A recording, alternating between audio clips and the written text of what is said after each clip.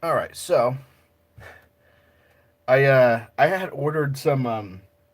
I was thinking of new because when I go to Freedom Fest, like I always try to keep things interesting, right?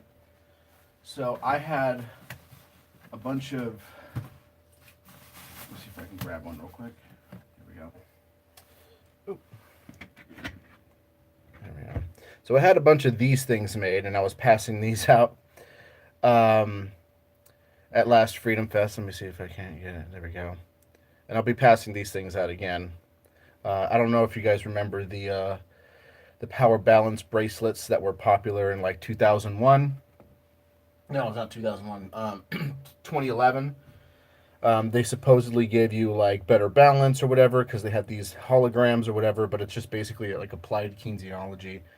Well, I ended up finding out where they got these things from.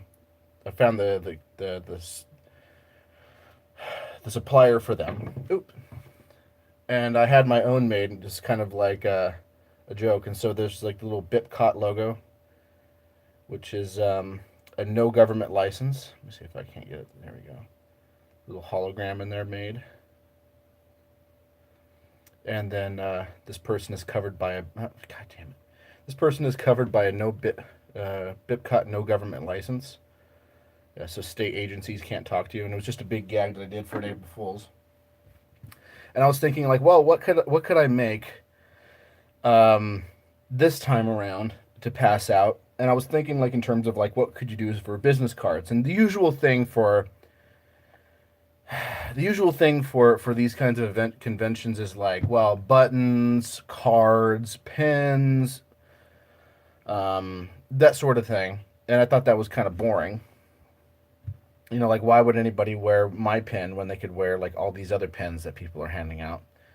And so I was thinking, well, since I kind of designed my YouTube channel as being like kind of like a nostalgia's kind of a '90s kind of throwback, late '80s, early '90s kind of Nickelodeon throwback. I was like, what was really popular about that other time that I could do that would be pretty cheap to make? And so I ended up finding this company called CustomPogs.com, and I had these these pogs made.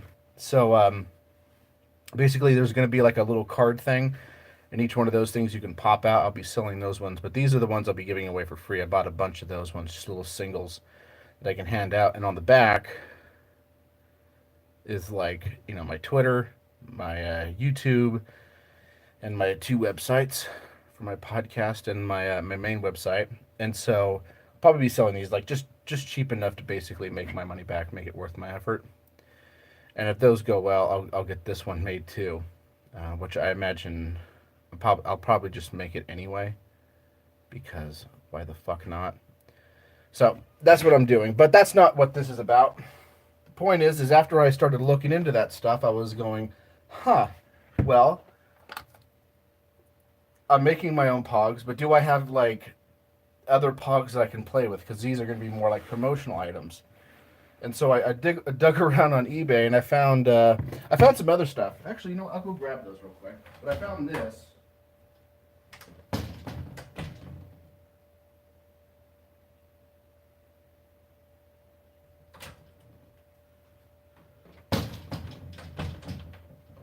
All right, so I found this, and this is still sealed in the box and everything.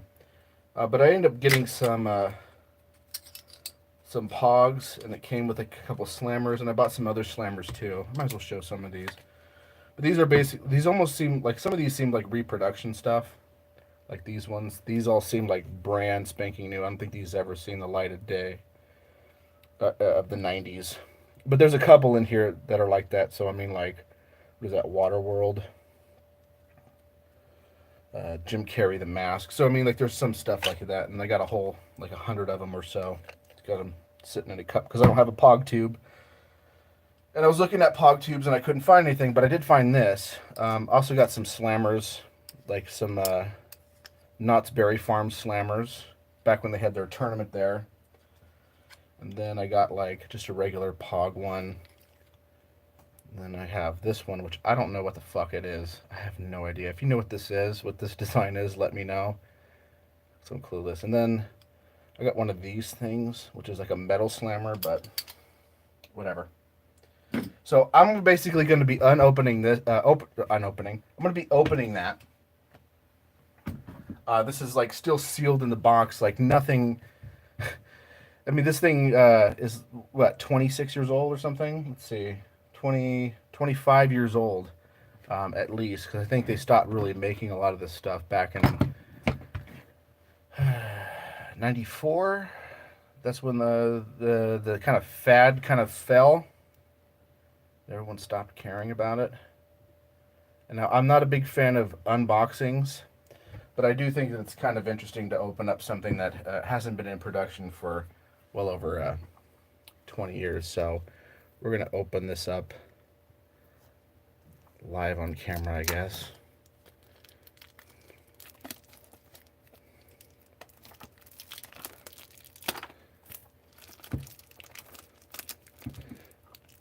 So yeah, I don't know if you guys know, but it's basically just like a game that was really popular in the 90s. It was basically like a fad. The reason why it kind of died out was because schools started banning them because they were basically a form of gambling. You would take what you would do is you would take like a thing of pogs. Let me just grab a pinch of them. Jeez, forget it. Whatever. Basically, you would take a stack of them or whatever, and you and your friends would like wager, like, okay, I'll put in these, and then they put in those, and then you mix them up. Then you take these slammers and you basically kind of like throw them down onto the deck, and whatever ones flip over, you get to keep, and you played for keeps. And so you can imagine with school children, that led to all different kinds of fights, and schools weren't particularly happy about having any kind of form of gambling, even if it is not about money. It's just about like little collectibles or whatever. There was that. The market was just oversaturated with this stuff. I mean, they were just everywhere. Like you went to McDonald's, you got Pogs. You went to the toy store, you got Pogs. I mean, for free. You went to the department store, they were giving out Pogs. You went, you sneezed and somebody would give you Pogs. I mean, they were just everywhere. And this company, the World Pog Federation, was doing everything they can to be like, oh no, you have to use like official Pogs. You can't use the other things, which it didn't matter because at the end of the day, they're all just little tiny pieces of cardboard with a design on them. Like whatever, even the official Pogs, except with one exception, and we'll get to see once we open these things up. But it's kind of interesting to see like something that hasn't even. I don't think anybody's opened a pack of these since 1994, at least. But we get this pocket book of Pogs when we open it up, right? And this isn't a book. This is just a big post.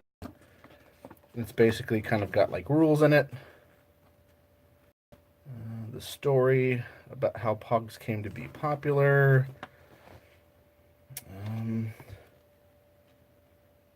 The difference between the different things that are in here. Designer caps. Check the back, Jack. Only 100% authentic Pogs. Authentic Pog brand milk caps carry official Pog logo on their back. It's assuring that you're getting the genuine thing, but no one cared. I don't remember anybody caring except for like a couple people that were like hardcore collectors or something. But for the most part, people were like, no, it's just a game. You can just get whatever you want. So there's different versions of the game that you can play. Let's see on the back, they got game. Oh, I think because they used to have like a boxed version of it. It was almost like a board game. They tried to play it off like it's some kind of board game, but all it was just a big piece of plastic with like a mouse pad type thing on it. I wonder if I could sign up to be in the official member of the World Pog Federation, official charter member. And then, there's the little Pog thing on the back. So there's that. And what is this? This is just packing material. It's 100% authentic. And then you get like this mat, and this is the mat that you kind of stack your Pogs on and play on. It's basically just it's almost like a really cheap mouse pad foam and then like a little. This is kind of like harder plastic, but it's still kind of flexible. Yeah. But hey, when you're talking about like a toy that's basically just a little bunches of pieces of circular cardboard and little pieces of plastic. I mean, really, it's not like that you need to have high overhead for this stuff, right? All right, so there. Let's check out some of these Pogs that came with it. Now these are okay. So these are the original style of Pogs, and you can tell because it has like a little cut in them, and then like a little staple right there. And it's stapled all the way through. They're kind of flat. It doesn't come out too much, but that's the way the milk caps used to come on milk and this juice called POG, which was passion fruit, orange, and grapefruit. So we got like, come and get it. Okay. Pogs and potatoes. All right. It's upside down. POG USA 1994. POG TV. Was that a thing? I don't know. The family that plays together. POG. The family that plays together stays together. Well shot, dear.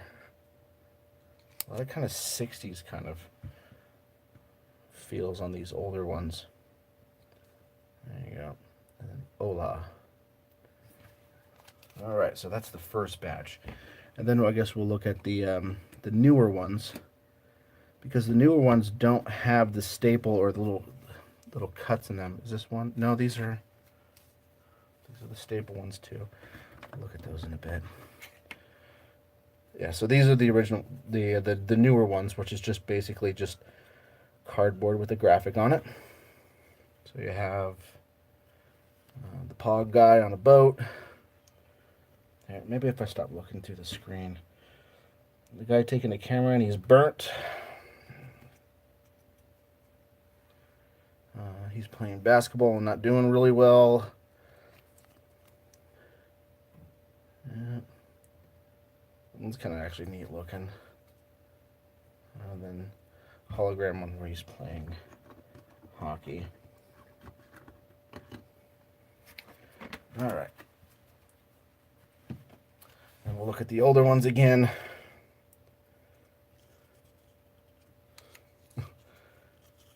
Yeah, I don't know why the older ones try to give like this 60s feel. I don't think anybody was really playing Pogs, at least in the United States, maybe in Hawaii, but in the 60s. But there's definitely a lot of 60s style artwork that's in here. Pog Express. Those are the ones with the staples again. All right. I'm seeing a lot of duplicates. So we had another surfing dude. Now we have a surfing wasp. A surfing scorpion. And these are hologram ones. There's a baseball one. Caveman.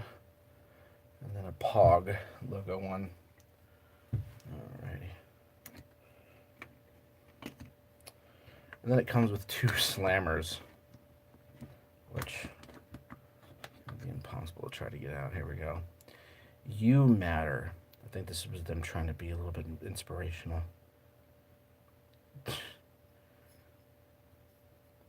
Yep, and they're really light. This is POG number 6 on the back.